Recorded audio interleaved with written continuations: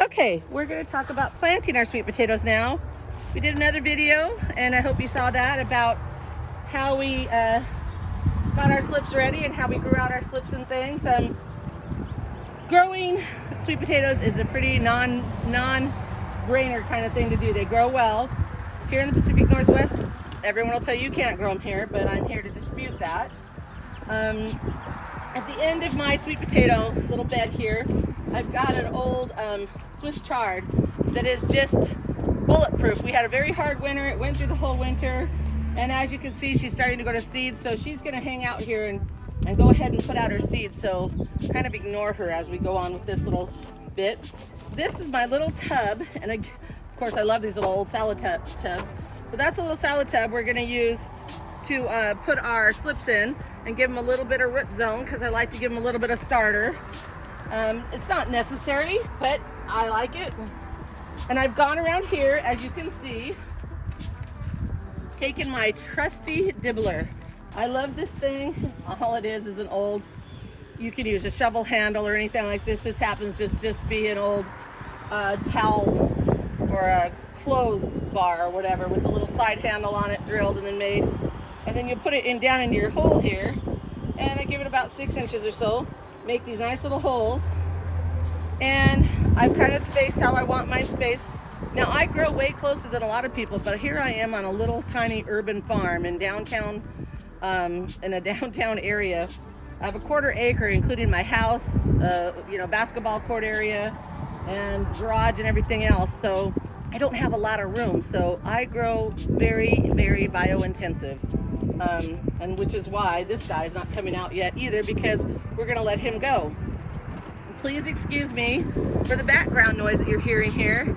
That is going to be going on because, again, I'm on a corner lot. So I'll try to speak up so that you can hear me well. So I just use a little bit of starter, and it's nothing. It's just a little bit of combination. It's got a little mycorrhizae and stuff like that in it. It's not necessary, but it makes me feel good. Okay, so I take my slips like this one that you watched in the other video, and then while I lay them in this little area so I don't waste it, I put my roots zone on them. I take my little spot, tuck my little roots down in here, fill it in, good to go. Here we go with the next one. This one's got a hunk of potato on it because these are 2 little tiny ones, but I'm gonna let them go anyways. So we're gonna put that in there. We're gonna throw him down in that hole and see what he will do. Again, we're gonna do the same thing over and over again. Grab this little baby, throw it in here, put it up here, put the little roots down inside, fill it in. You're gonna keep doing that until you fill up all of these holes. I think I've got around 60 of them, so I won't make you stay here and watch me do all 60 of them. But this is the big trick to growing sweet potatoes. And the big trick is, it isn't a trick. So they're an easy feeder. You do not have to go and buy a lot of extra supplements and things like that. Like I told you before, they're related to morning glory, so they don't need a whole lot of extra. They just kind of do their own thing. And the big thing is, right now it's a pretty sunny day here for us, which isn't always typical, trust me, in the Pacific Northwest, Washington State, but it's a sunny day right now. So these guys are going to get really shocked with this transplant. We have torn them off of their mother potato today, and again, sweet potatoes are not related to regular potatoes at all, so you need to know that. But we have torn these off of their mother potato, so right now they're having to adjust to being on their own and how to get enough water and how to not transpire too much and lose all of their fluids.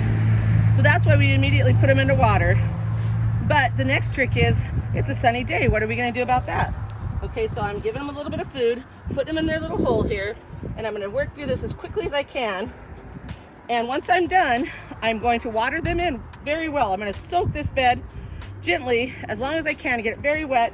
Then I'm going to cover the whole thing over with a shade cloth for a couple days and let these guys just get climatized a little bit, because they've got foliage on them, but they don't have a whole lot of root. They don't have their mother potato to feed on anymore to get those carbohydrates, and so they've got to learn how to photosynthesize and use the sun.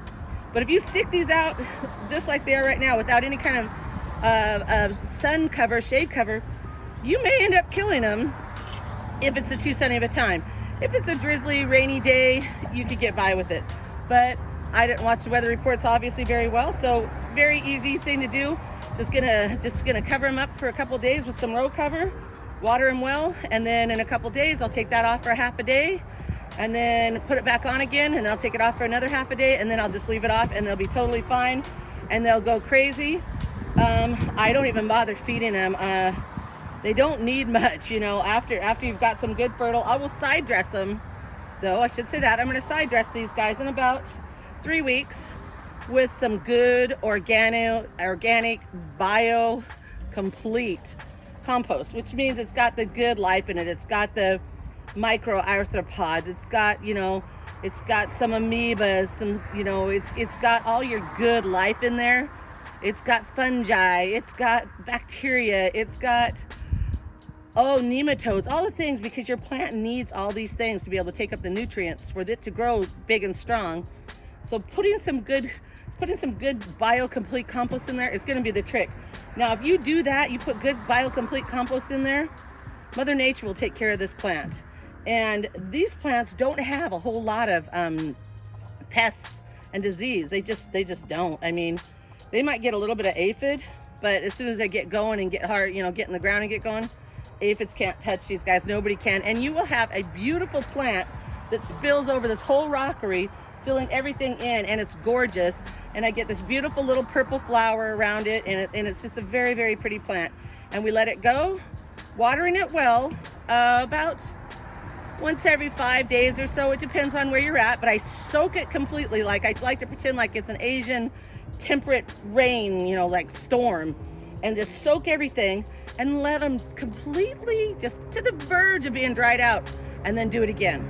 That way, that's what they like. They don't like to be sitting wet. They like their roots to be able to breathe. We're trying to emulate where they actually come from, you know, and people grow them very well in the South and Georgia and all those kinds of places, but Pacific Northwest, we have to like figure out what our weather's doing and try to kind of emulate where these plants actually come from. And when you figure out that and you work with nature, not against nature, then you can grow these plants and have very successful, you know, time growing them. So again, it's planting day is May 25th.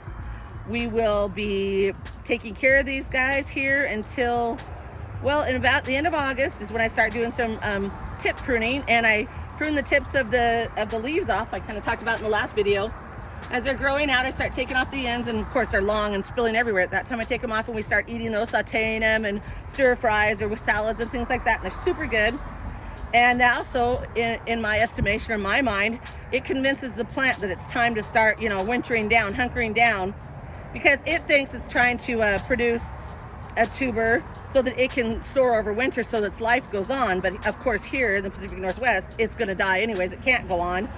But we wanted to suck all those carbohydrates, all those good nutrients out of all of your greens that have been growing all year.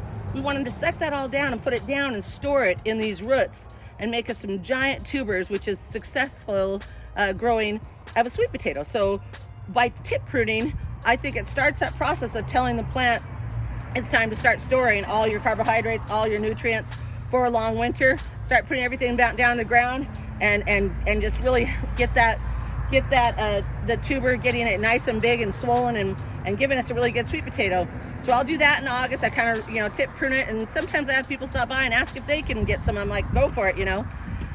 You won't kill them at that point. They're so hardy that the vines are, you know, feet long, 4, 5, 6 feet long. So, you know, and they get tough back about a foot. So you're really only taking off like the first foot of it. So yeah, you're not going to hurt it taking some of the vines and leaves off the ends of these. You won't hurt them at all. And then you let it go on, and then literally when I hear that it's going to frost, usually like right around the end of September, the first week or so of October, I'll hear them say, you know, the weatherman's saying, oh, it's going to frost on Thursday. That's my cue. I will harvest these on a Tuesday, just a day or two before the frost. Now, a lot of people wait and let them frost kill, because they will die as soon as that frost hits them. They'll just completely, it's funny that it's like it turns them to paper. They just get dead. It just wipes out everything in their whole system of the leaves. And then the next day when it dries out, you can just touch them and they just fall apart like, you know, wet paper. So But I don't like to do that because I want my plant to be really healthy, and I don't want them to go through this big stress. So I'd rather take it, when it's nice and healthy a couple days before that frost. I know it's gonna frost. The day or two is not gonna make a difference. Besides, who wants to go out there when it's already frosted and freezing? So that's when I will take them, and then we'll store them up. And I've already talked about how to store them, but this is how you would get yourself some really good sweet potatoes. Super easy, try it. If you're not able to find your sweet potatoes around you, you can always write to me. I have sweet potato slips that I sell. I don't sell them as slips, I sell them as plants. So any of these that I don't use, I will take these guys and I'll put them in a pot, and I'll put some fertilizer in there, and I'll grow these for sweet potato plants. So that way, when you get it, you get a big, lovely plant. And another thing you can do as these guys get bigger is you can take the tips of them off and replant those. Now that works really well if you're in a southern state or something that's got a really long season. But here in the Pacific Northwest, it's not such a great idea because I have to get a running start on it, right? So I start my potatoes right at the end of the first of December. Basically, I start them up, and start getting them going so that I have some good slips and things. By the time we get enough of a warm enough day that I've got soil temperatures around at least like 55 degrees, and then get them in, so if I take those tips off, like when I wait for these guys to get bigger and I snip the tips off and I shove them back down on the ground, because they will grow again, but it's kind of, our season's just not that long to do it here. So I don't really advise that. I advise growing them like I showed earlier, and then getting them right into the ground, or buying them from me as plants, and happy growing. So grow your sweet potatoes. Don't let anybody tell you can't grow them, because you can. If I can grow them, you absolutely can grow them. Again, I am about 40 miles south of Seattle, about an hour from Mount Rainier in the Pacific Northwest, not very far from Puget Sound here, on the west side of the Cascade Mountains. So not particularly hot. Yes, we do get a lot of rain, but you can grow sweet potatoes anywhere if I can grow them here. So happy growing, and enjoy growing your sweet potatoes.